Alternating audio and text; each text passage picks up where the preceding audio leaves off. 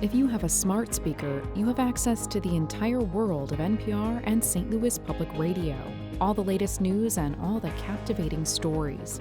Activate our voices with yours by telling your smart speaker to play St. Louis Public Radio.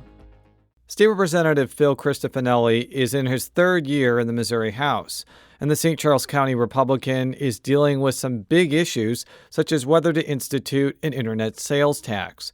Cristofanelli joins us on the latest edition of Politically Speaking to talk about the 2019 session. So let's hit the music.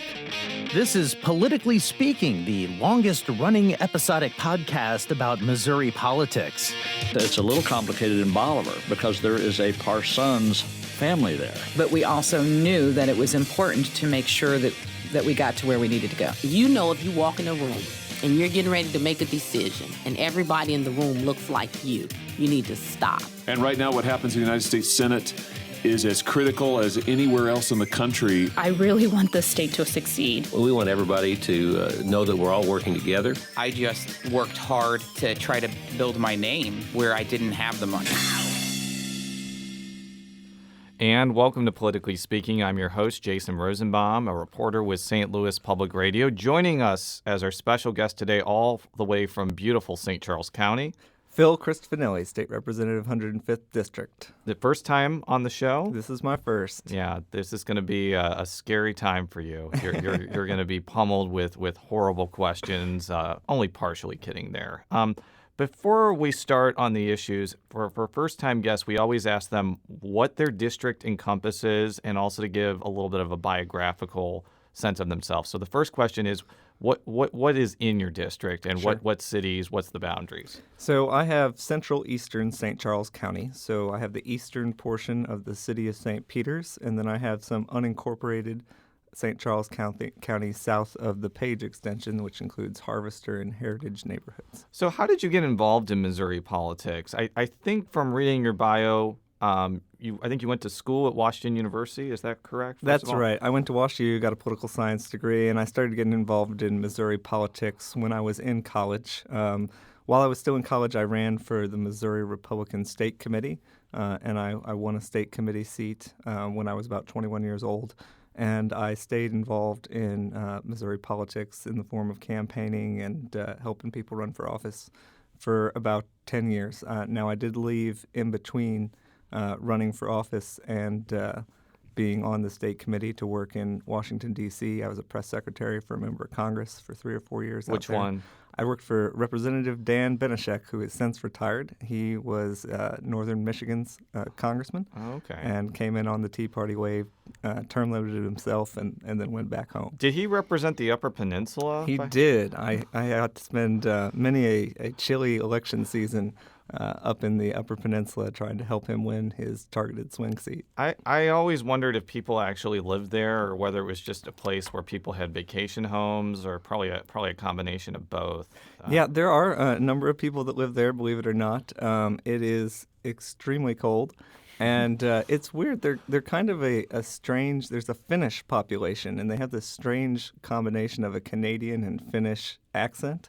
And you get to learn that pretty well while you're up there. They call them Yoopers. Oh, my gosh. I'm from suburban Chicago. Aren't you originally from Illinois, by the way? I did grow up in central Illinois, yeah. So you probably think the Chicago part of Illinois or even the Chicago suburbs of Illinois is just the worst place in the world. That's kind of my sense that downstate Illinois people view Chicago with disdain. Yeah, there was a lot of animosity there. My dad was actually from South Chicago, and so I was up there quite a bit when I was a kid.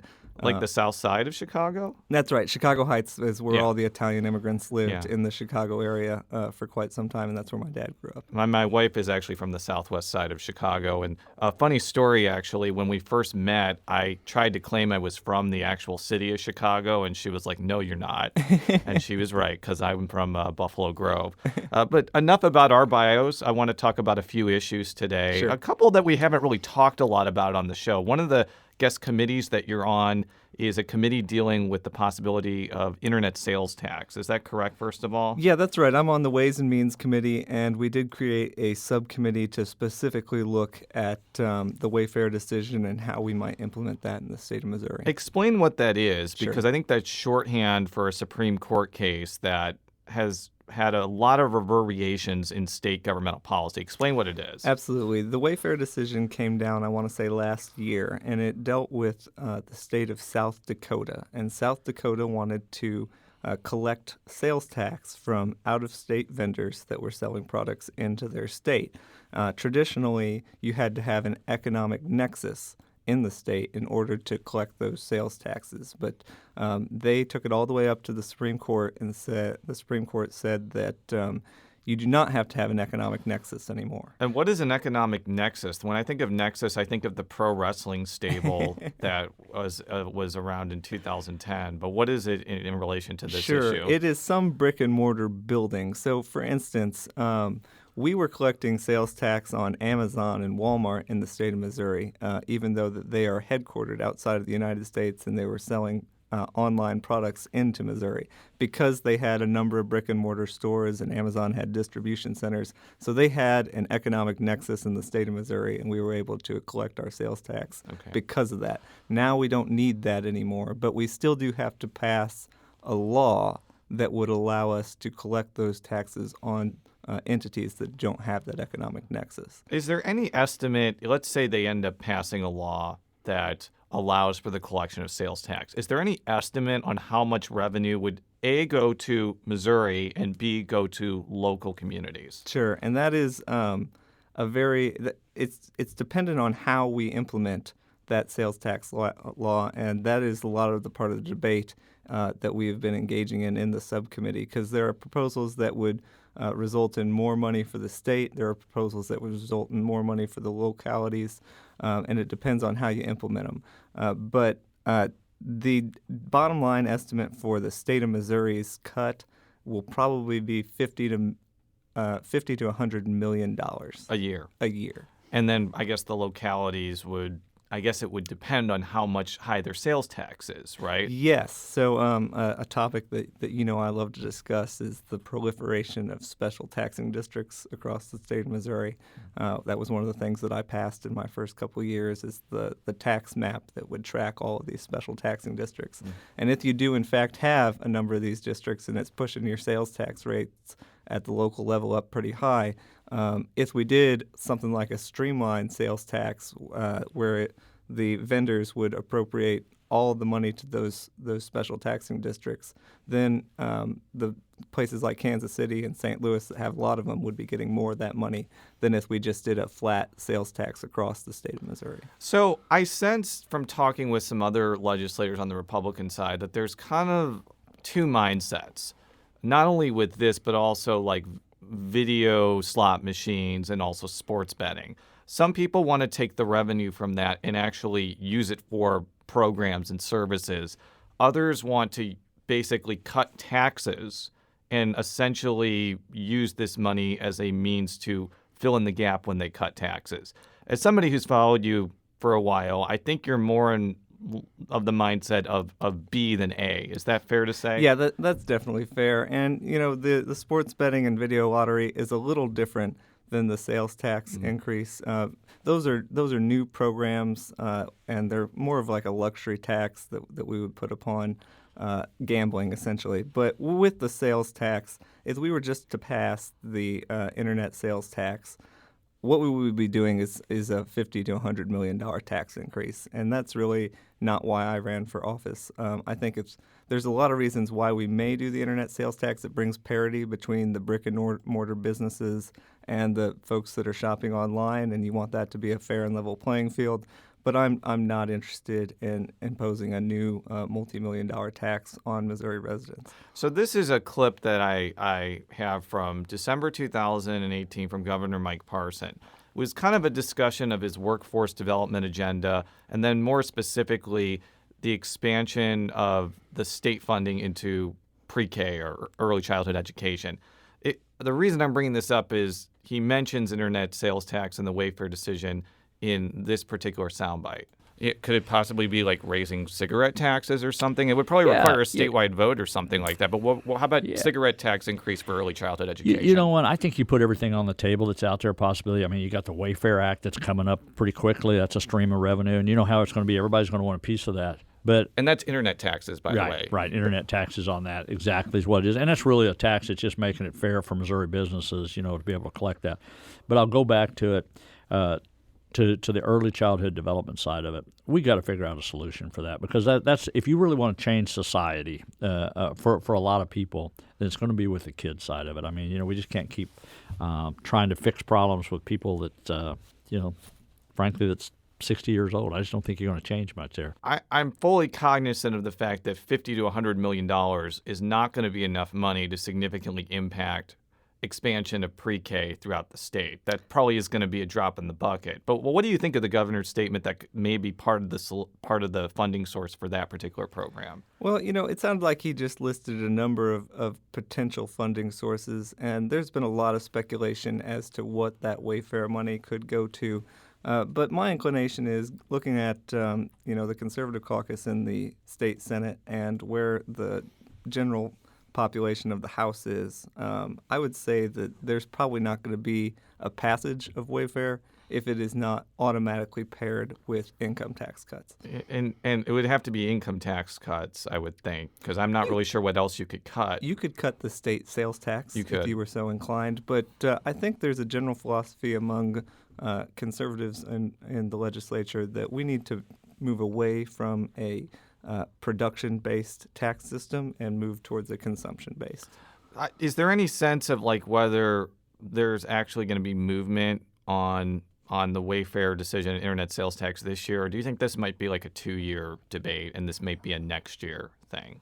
I think that there is certainly a possibility we get it done this year. It's one of the top-line ticket items that has been talked about by leadership in all sides. So I think that it could get done, but I never underestimate the ability of the General Assembly to not deliver on a policy priority. So let's talk about a couple of educational issues that you're involved in. Not only are you involved with the Ways and Means Committee and that subcommittee that we just talked about, but you're also, I think, part of the Elementary and Secondary Education Committee.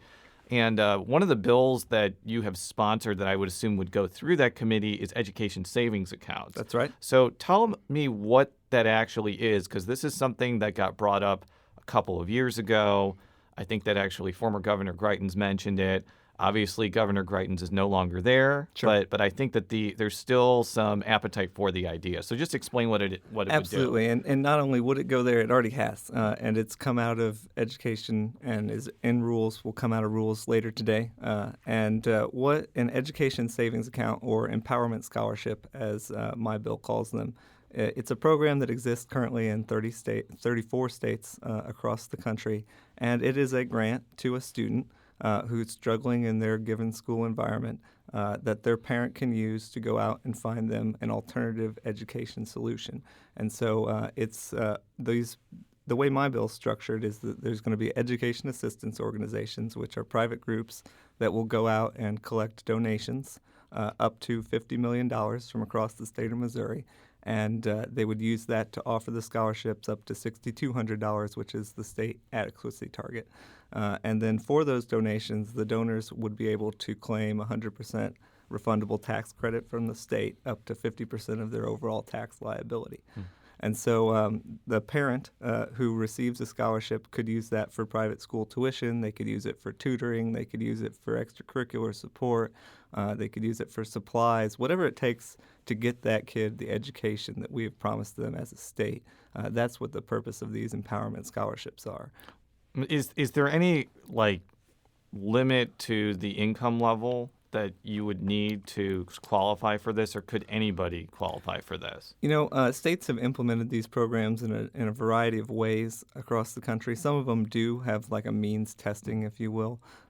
My bill currently does not have that, but as this moves through the legislative process, I imagine there are a number of compromises that would be made. That very well could be one of them. I think there are a number of circumstances where there could be a kid whose family is not necessarily impoverished, but they can't afford private school tuition, and that kid may benefit from accessing a different type of school. And so I don't want to necessarily exclude anyone, so my bill is as open as it could possibly be, but whatever it takes to help get these scholarships to kids, I'm willing to compromise. So I wasn't at the committee hearing that you mentioned, but I did notice that it passed. I don't know if there was any opposition to it as far as like people voting on it, right? But there was opposition to the idea because I would assume that public schools and school administrators see this as siphoning money away from public schools to private schools. Is that fair to say? Yeah, I think that would probably be the most generous description of their opposition. Now, the bill did go 8-6, and so even 2 Republicans voted against education savings accounts. As you know, education and education choice is a very divisive issue even within the Republican caucus, with many rural legislators tending to side with the status quo school establishment. You know what I think I did? I think that I might have seen a 0 where I saw a 6. I think I was just tired when I looked at it. But continue. Sure, I wish it was unanimous, but this is going to be an uphill battle. Education reform in the Missouri House and Senate has always been an uphill battle, but I know it's something that's really important to our Speaker, Elijah Harr. He was homeschooled, and I know that there are a number of champions in the Senate, like Senator Koenig and Senator Eigel, that are willing to make this a priority. So I think we can get something done this year. Yeah, I think you kind of hit on why this has not moved forward, even with almost, what are we at now, 15, 16 years of Republican control. That's right. I think that a lot of rural legislators are probably getting pressure from their superintendents or even maybe their constituents because, again, kind of what I said before, they see this as siphoning away money from public schools. Is that what you're hearing from some of your rural colleagues, or is it something else altogether? I hear that their local superintendents don't like it. And, we could go into depth about how the structure of our education system empowers these superintendents in rural communities. We have 530 school districts. Each of them has a superintendent that has an extreme amount of access to jobs and opportunity in their community, and they become little power brokers. And so there's a lot of representatives that don't want to get on the wrong side of their superintendents back home, and these guys have been very effective at killing education reform over the last 2 decades, as you mentioned.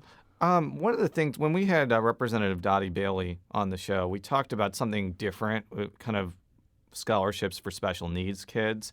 But I think one of the questions that I posed to her is, let's say you take advantage of one of these education savings accounts, but you are not wealthy and you don't have a car and you don't really have the ability to transport your child to a private school. Would transportation costs be included in some of this? Because I feel like that may not seem like an issue, but it seems like a logistical problem to actually get your child to another school. What about that issue? And so across the country, some bills do include transportation costs. Other bills do not. I would be inclined to include transportation in my bill because I think it's a critical issue. If you can't get your kid to the alternative school, it doesn't matter if you can afford to go there or not.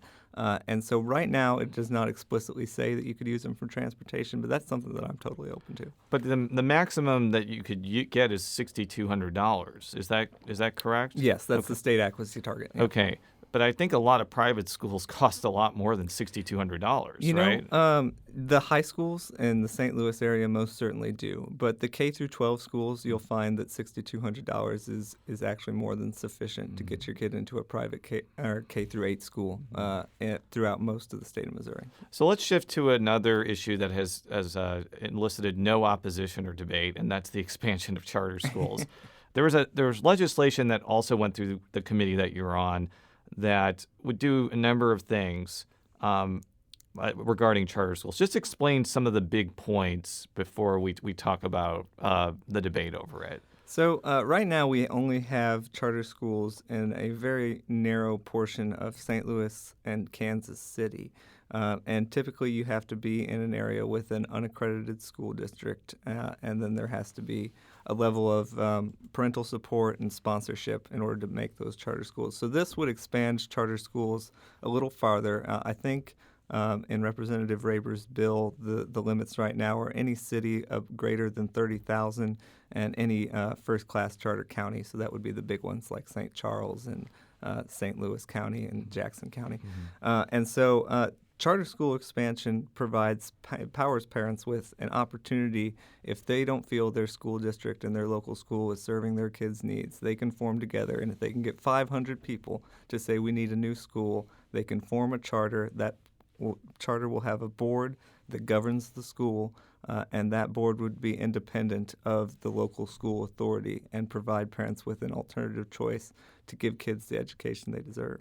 I think one of the other aspects of the bill is that if a charter school wants to buy a building in a school district and the school board rejects them, they can go to the Missouri Charter School Association. So there's kind of two things going on there. So yes, the local school board can certainly sponsor a charter school if they're so inclined, but if they reject the charter school, they can go to the charter commission or another sponsor in order to sponsor the charter. But there's another thing going on in the city of St. Louis, and we included this in the bill. I was going to file an independent bill on it, but we just wrapped it all in, and that was the local school boards were banning their old buildings that they weren't using anymore from being used by charter schools. They would put these deed restrictions on there, and the deed restrictions say that you could not use this building for the purposes of creating a gun store, a liquor store, a pornography store, or a charter school. And so you have these vacant, abandoned buildings throughout the St. Louis area that very well could be used for schooling, but aren't because of these unnecessary deed restrictions. So I'm going to play a clip from one of your colleagues, State Representative Rachel Prouty. She's a Democrat from Ferguson. She has a pretty lengthy tenure as an educator, and this was part of her misgivings about the legislation we're talking about, because I believe she's on the same committee as you. She is. So I want to play this and have you respond to it. My major issue with it, because of course, and this goes back to where I sort of put a pin in it, in Ferguson Florissant, and the redistricting and closing of schools and the impact that has on the community at large. The lack of local oversight. I'm just not a fan of outside companies coming in from any and everywhere, any state or what have you, and getting taxpayers' dollars without being accountable to all the taxpayers in a particular school district. So if these tax-paying board, even though I'm no fan of at-large school districts, at least they're taxpayers. And if they say no, I don't think you should be able to go to some board somewhere that someone who doesn't live in your community appointed, I think it's the governor who appoints these individuals, can tell you have to sell a building that your taxpayers paid for. I think what she's getting at, and we kind of talked about it on the show, is I really have strong doubts that a school board is ever going to approve a building to a charter school. Sure. Because I think that there's general hostility among most public school districts to charter schools. And what Representative Prouty is saying, by allowing them to appeal to this charter school board, you're essentially removing local oversight over the process. I want you to respond to that. Yeah, and I kind of got into this with the lobbyist for the NEA when we heard this bill, and I said, under what circumstances would you be willing to support charter expansion across the state of Missouri? And they said, we'd be happy to, as long as the local school board controls the charter school. And from my perspective, that is just an unreasonable ask. At that point, you no longer have charter schools. What you just have is another traditional public school building. And so it's a farce. They're never willing to come to the table to provide an alternative option for students that's anything different than the status quo. And that's not been working. So I'd like to try something new.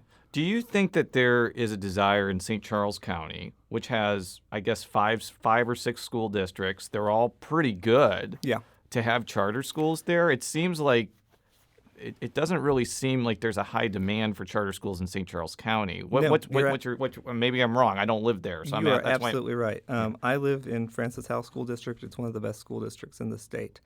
Charter schools are not going to help my district. What they're going to help is the state of Missouri as a whole. We are leaving kids behind in St. Louis City and Kansas City, and they are not getting the education that is anywhere near what my folks in St. Charles are getting because we have high property values. That is not an equitable system. That is not a fair system, and it's a system we can fix, but for our own political will to do so.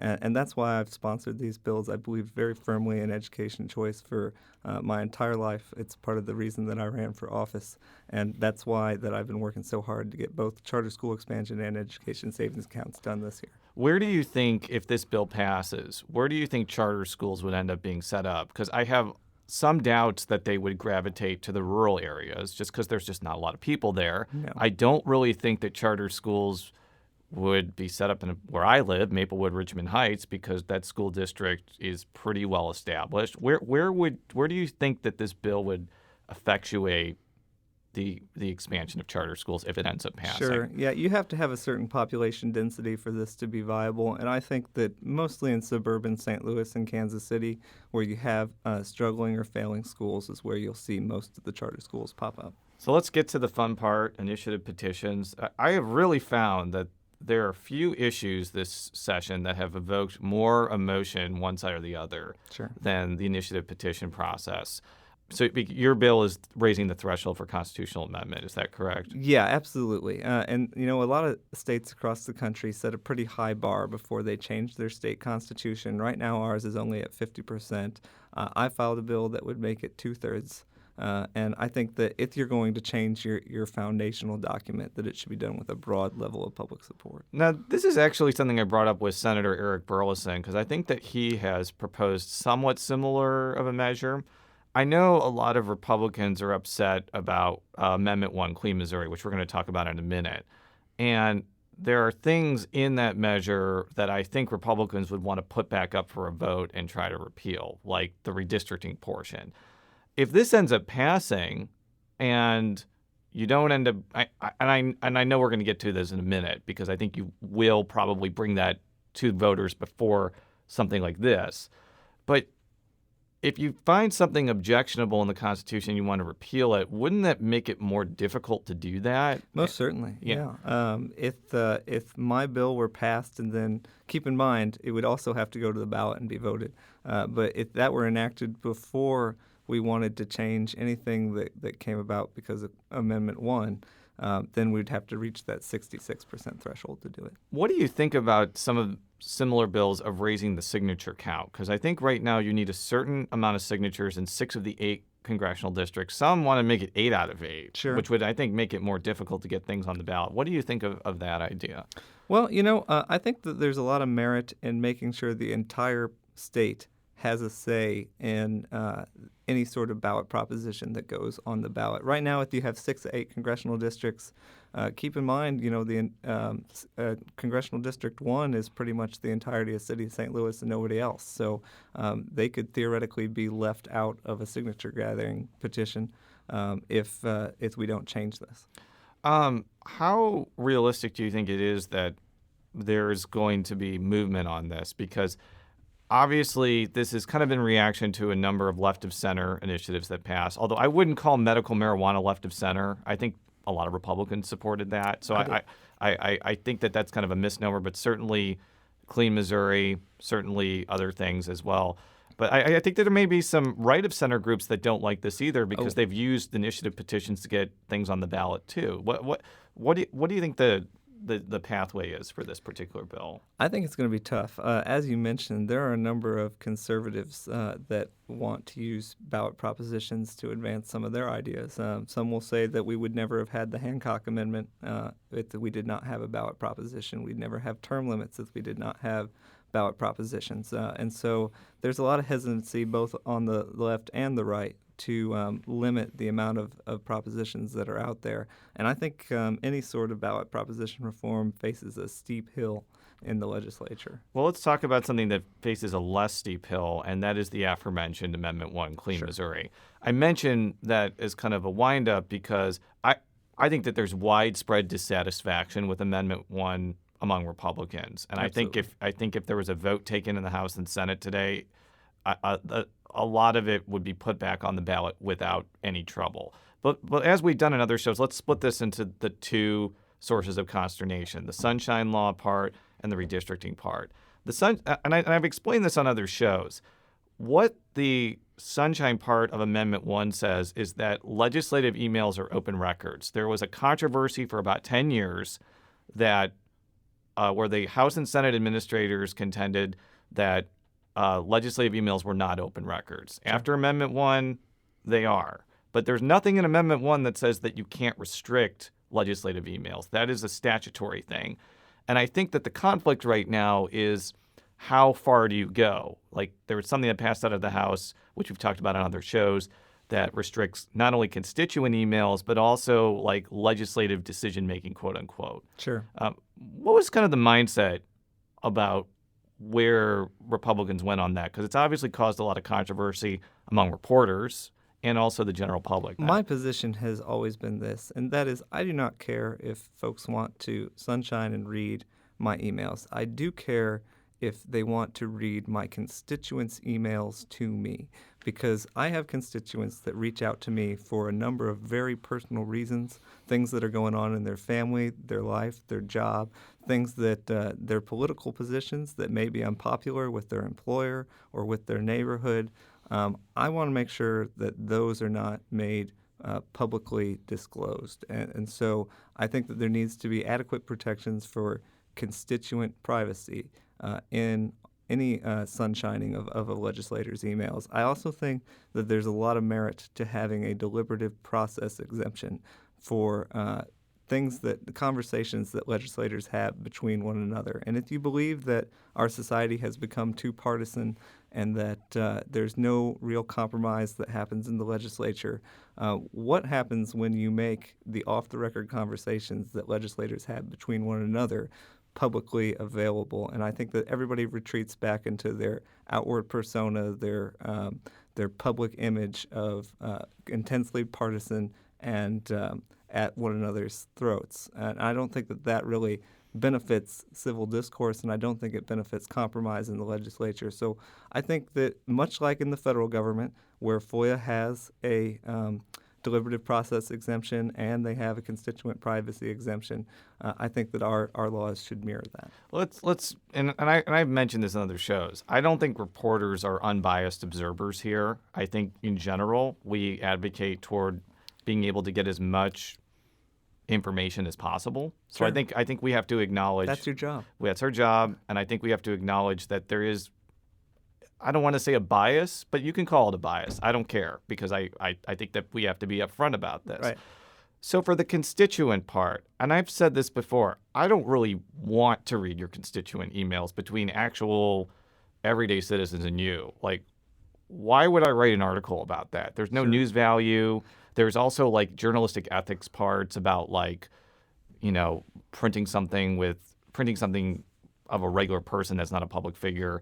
But how do you define constituent? Because I think if it's not defined enough, especially let's say a lobbyist lives in your district, Sure. that could be in that net. And I am not for closing records of you conversing with a lobbyist or a special interest group that wants you to do something. No, that's totally fair. And it's a tough question, but I think the answer is if you're being paid to advocate to the legislator a particular policy position, then that should be sunshineable. If you're just, a regular guy on the street that wants to contact their state representative, then I think that should be private. I think, though, that you could make an argument that if you're, say, a business owner that's asking you about something or asking you to change law about something, would that fall into that category? Because I could also see that a lot of Republicans saying that should be private, too, because they're constituents or something like that. And I'm willing to bite the bullet on that one. I think that should be private. I think that, there are small business owners in my district, and they have concerns about policy, and they're a part of our community, too.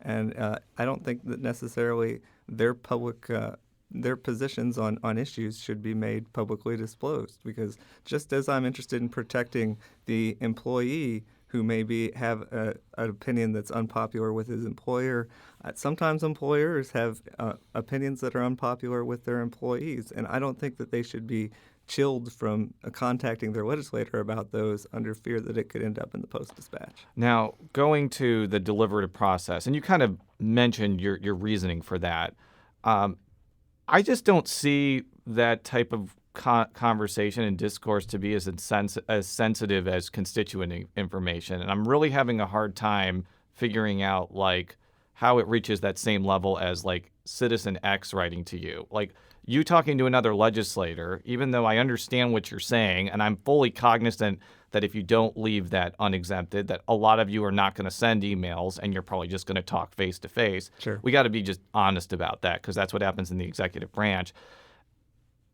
It just doesn't strike me as sensitive as, say, like somebody writing to you about a health, like a Medicaid issue, or a business owner asking you about it. So why do you think that should reach the same threshold? I'm curious to hear that. So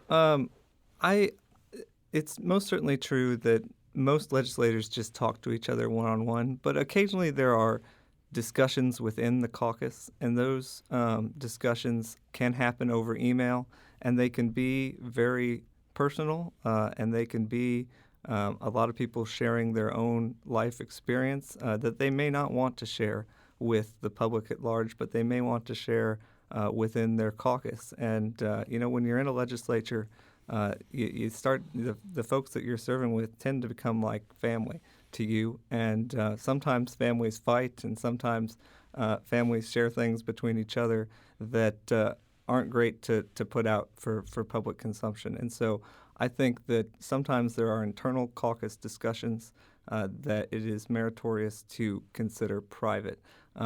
But I agree, once we start getting into the realm of taking outward policy action, all that needs to be public, and you need to find a way to put a line between those.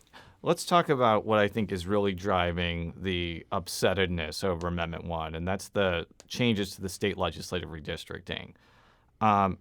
As I said kind of in the outset of this conversation, I have not found any Republican that's currently serving in the legislature that likes the new redistricting system. I found a lot of Democrats that don't like it either. Sure. So I don't really see much drama here. I think this is going to be put back on the ballot. I think there's two questions. What it's going to look like what are you actually going to do? You're just going to revert back to the old system? Are you going to make changes to the new system? And how many Democrats are going to join you? That's really the only suspense here. So let's go with number one. Is it still kind of an internal debate about what it's actually going to look like, what you're actually going to put back on the ballot? Or have Republicans in the House come up with some sort of idea of what they're going to do on this issue? I'm not aware of any hard proposal that's been put forward yet. There's been a lot of informal discussions about what folks would like to see happen with the redistricting. And I would say that the majority consensus opinion is that what Missouri had before was working. It was something that a lot of other states were going to adopt, and that was you have a bipartisan commission that draws the lines. If they can't agree, it goes to the appellate courts, hardly a bastion of conservatism, by the way, and they draw the final lines for everybody to use based on contiguous and compact districts that make sense for communities of interest. I think a reason why I bring up the Democrats here is, again, you don't need any Democrats to do this, but I think that Republicans want to avoid a situation where the only people that are voting to put this back on the ballot are Republicans, because you're going to get headlines like Republicans trying to repeal Amendment 1. Sure. I think if you have Democrats with you, it kind of, I don't want to say muddies the water, but says it's kind of bipartisan, basically. Because as we talked about on the Representative Prouty show, there's a pretty sizable contingent of the black political community in St. Louis especially, and in Kansas City, that does not like Clean Missouri. Sure. And that did not support it. So has there been much engagement to African-American legislators to kind of be part of the process of what actually is part of this proposal? Because I do think that there is an interest in Republicans making sure that it's not only Republicans putting this on the ballot. Because there isn't a hard proposal that's under debate right now, I would say no. But I will say that there are a lot of informal conversations that happen between legislators. I'll say that some of my favorite people in the legislature are members of the Black Caucus, and we spend a lot of time talking about policy and issues. We have a lot of overlap between my ideology and theirs.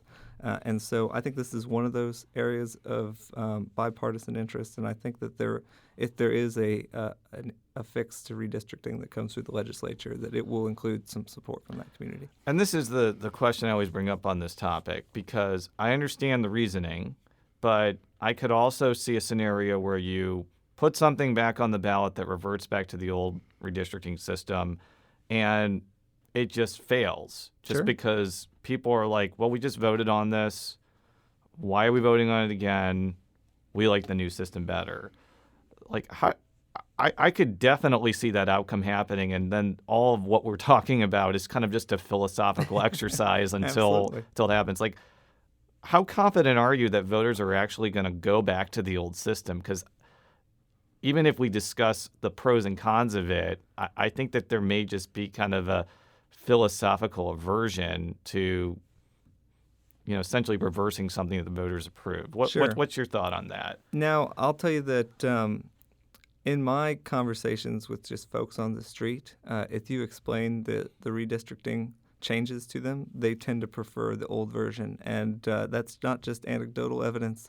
United for Missouri commissioned a pretty extensive poll testing the various versions of redistricting and found broad bipartisan support for returning to our traditional form of redistricting in the state of Missouri. And so I think that our old way is a very palatable and marketable way of drawing districts, and I think it could be electorally successful if we put it back on the ballot. Do you think it'll be put on the back on the ballot this year or next year? Well, I think it'll be put on the ballot next year, regardless of whether we pass it this year. That's what I mean. Are you going to pass something in 2019, which would give you more time to get the money and organization to pass this? Because that was a big problem. I mean, whether or not you like Clean Missouri or not, the anti-side was anemic, and I think the results speak for themselves. So I think that there is kind of a reasoning of going this year so you can get the money and support needed. But I think on the other hand, you would also have more time for the anti-side to organize, which is kind of one of the reasons why I think people may pass something in 2020. What's your thought on that? We're getting pretty late into the session, and I have not seen a viable fix to Amendment 1 proposed yet. So I would be honestly surprised if it got done this year. I think next year is more likely, but I think you'll probably see something introduced this year and debated and probably come back next year. Well, I just want to thank you so much for your time before you head to Jefferson City. I appreciate talking about all these topics, especially some we haven't talked about before, like internet sales tax. So I really appreciate it. For all of our stories, stlpublicradio.org. Follow me on Twitter at @jrosenbaum. How can people follow you on Twitter or any other parts of the World Wide Web? At PHL Christo is my Twitter. I have one of the more exciting Twitters in the Missouri legislature and would be happy to have some more followers. All right. Follow him today. Until next time, so long.